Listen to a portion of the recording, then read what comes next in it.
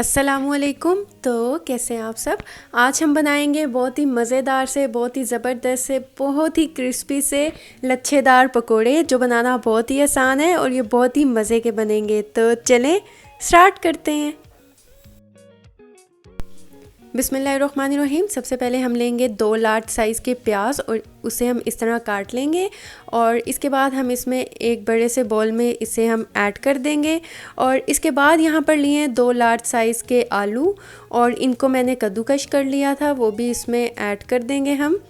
और इसके बाद यहाँ पर लिए है पालक हाफ़ कप, वो भी इसमें ऐड कर देंगे। इसके बाद यहाँ पर लिए है बेसन 180 ग्राम्स, ये इसमें हम बेसन ऐड कर देंगे। हम इसमें ज़्यादा बेसन ऐड नहीं करेंगे, हमने इसमें बेसन जो है वो कम यूज़ करना है। इसके बाद हम इसमें ऐड कर देंगे अनारदाना, इसके बाद हम ऐड कर देंगे ज़ीरा 1 टीस्पून और इसके बाद हम इसमें ऐड कर देंगे साबित धनिया 1 टेबलस्पून। और फिर हम क्या करेंगे, यहाँ पर लिए हमने कसूरी मेथी और इस 1 टेबलस्पून लिया और इसको हाथ से मसल के इसमें हम ऐड कर देंगे। इससे जो है पकोड़ों का टेस्ट बहुत ही मज़े का आता है, इसलिए मैं इसमें ऐड कर रही हूँ। और इसके बाद हम इसमें ऐड कर देंगे नमक लिया है 1 टीस्पून, या आप हस्बे ज़ायका भी ले सकते हैं।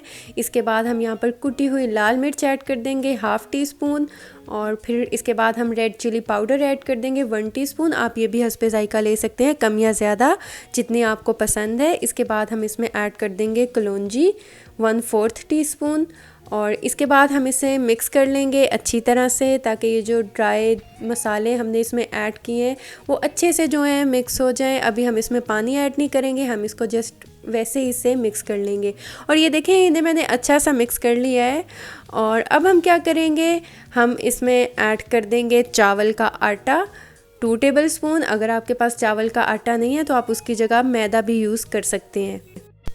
और इसके बाद हम क्या करेंगे, पानी इसमें ऐड कर देंगे 3 टेबलस्पून के बराबर पानी ऐड कर देंगे, या आप हस्बे ज़रूरत ऐड कीजिएगा। हमने इसमें बहुत ज़्यादा पानी ऐड नहीं करना, हमने इसे बहुत ज़्यादा पतला मिक्सचर इसका नहीं बनाना है। ये देखें इस तरह का आपने बनाना है कि ये जो है ये सारी चीज़ें आपस में जुड़ जाएं, इस तरह का बस हो। हमने बहुत ज़्यादा पतला भी नहीं करना और बहुत ज़्यादा थिक भी नहीं बनाना। अब हम इसे साइड पे रख देंगे। अब हम क्या करेंगे, यहाँ पर लिया कुकिंग ऑयल को हम गर्म कर लेंगे। हमने इसे मीडियम फ्लेम पे ही गर्म करना है। और अब हम क्या करेंगे, हम इसमें जो पकोड़े का मिक्सचर है वो इसमें ऐड करते जाएंगे जब तक कि मैं इसमें पकोड़े ऐड कर रही हूँ। अगर आप मेरे चैनल पे नए हैं तो मेरे चैनल को सब्सक्राइब कर दें, वीडियोस को लाइक कर दें और साथ में लगे बेल आइकन के बटन को ज़रूर प्रेस कर दें, ताकि आपको मेरी हर आने वाली न्यू वीडियो का नोटिफिकेशन सबसे पहले मिल सके। और ये देखें अब हम इसे फ्राई करेंगे मीडियम फ्लेम पर तब तक जब तक कि ये गोल्डन ना हो जाए और ये क्रिस्पी ना हो जाए, तब तक हम इसे फ्राई करेंगे। और ये देखें ये बहुत ही ज़बरदस्त से हो चुके हैं, आप देख सकते हैं कि ये कितने क्रिस्पी और इनका कलर भी जो है बहुत ही ज़बरदस्त सा आ चुका है। ये देखें माशाल्लाह ये कितने क्रिस्पी लग रहे हैं, कितने लच्छेदार मज़ेदार। और अब हम क्या करेंगे, हम इसे इसमें से निकाल लेंगे। यहाँ पर मैंने एक टिश्यू पेपर रखा है ताकि जो एक्स्ट्रा ऑयल है वो इसमें जज़्ब हो जाए।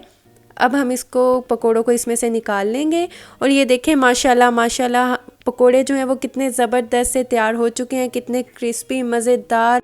तो आप इसे ज़रूर ट्राई कीजिएगा, मुझे फ़ीडबैक दीजिएगा, दुआओं में याद रखिएगा। मिलती हूँ नेक्स्ट वीडियो में, तब तक के लिए अल्लाह हाफ़िज़।